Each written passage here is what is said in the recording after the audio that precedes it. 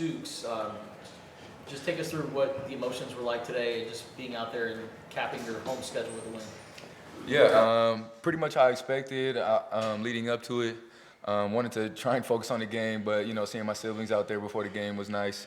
Then try to get refocused on the game, obviously, and we got the result we wanted, and now it's it's hitting me, seeing my family up in the stands and hugging on my brothers in the locker room.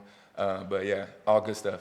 Your interception in the fourth quarter, how did that feel in that moment, just to have a pick in your last home game here? Yeah, it felt good.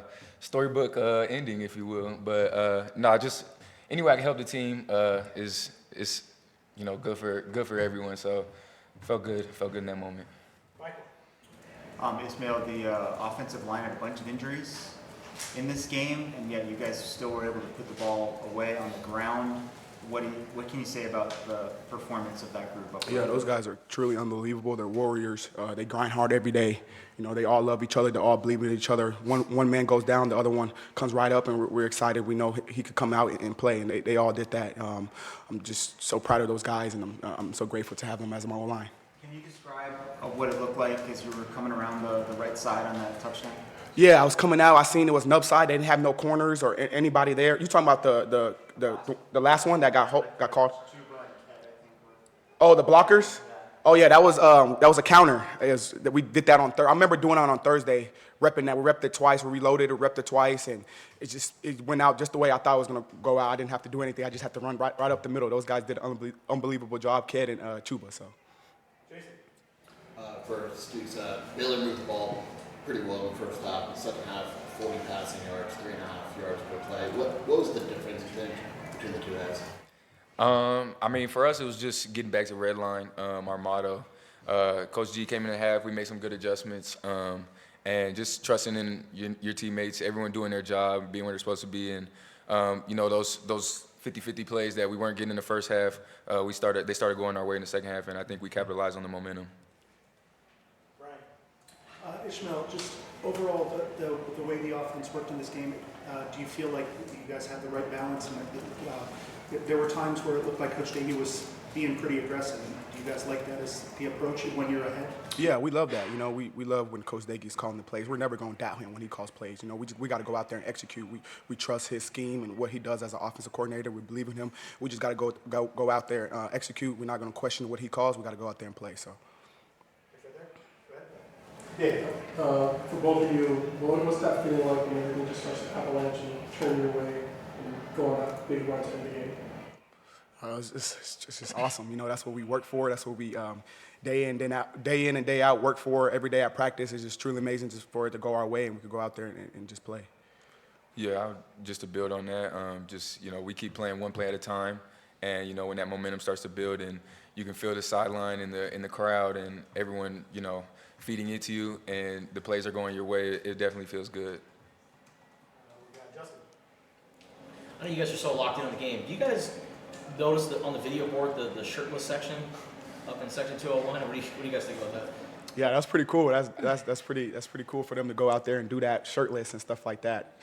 Just for the weather to be real cloudy, for them to support us like that, that's truly amazing. Yeah, I think it was a fun thing. That's the biggest one I've seen so far. that was pretty deep. How many people they had up there? It was pretty fun. Treydan, this upcoming week, you guys are going to play in the Territorial Cup. What has it been like for you to be a part of this rivalry over the years, considering you're from Arizona? Yeah, it's a big-time rivalry. It's one of the oldest ones in college football, and we take it very seriously here. It's a one-game season for us. So yeah, we're gonna dive into the preparation and make sure we can come out and play our best stuff next Friday.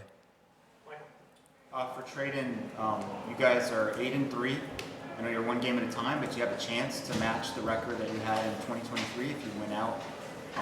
If I had told you that last December, would you believe me? And what did it take to turn things around the way that you guys have? Yeah, no, I mean, I could have believed you.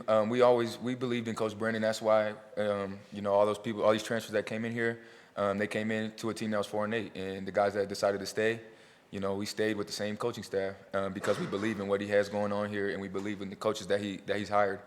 But yeah, no, it feels really good. What was the other part of that question? I'm sorry. I'm just saying, just what it took. Oh yes.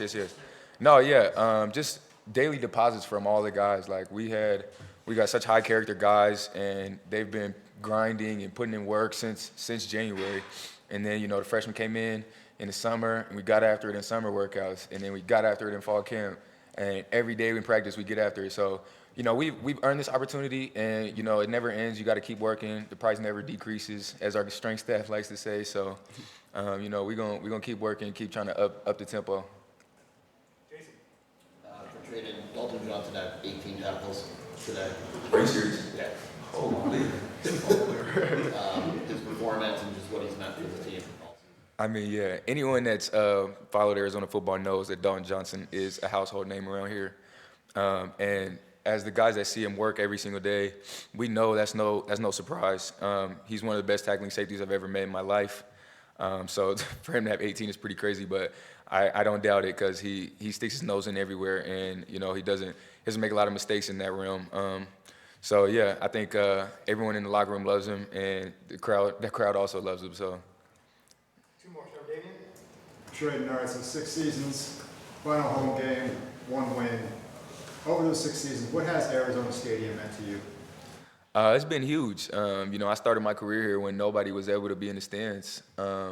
So from going from that to having, you know, 1,000 people in the top floor with their shirts off, I mean, it's been huge. And, you know, it feels so good to, you know, have the city's support, you know, because I know all the guys in the room, they work their tails off every day, and, you know, we put so much into this to go out there and perform on Saturdays, and to have the city behind you, it really feels good. So thank you, Zona Zoo, for these last 6 years, for sure. Justin will finish it up. Ismail, the last couple games, Chris Hudson has really been stepping up. What's been the most impressive part about what he's been able to do lately? Just his leadership. He's been very vocal and very intentional with his work at practices. I already knew he was going to do that when he, you know, started to just be more intentional with his work at practices. And he's a baller, man. That kid. I'm excited to see what he's going to do in the future because he can really play. All right, gentlemen, thank you. Thank you, guys.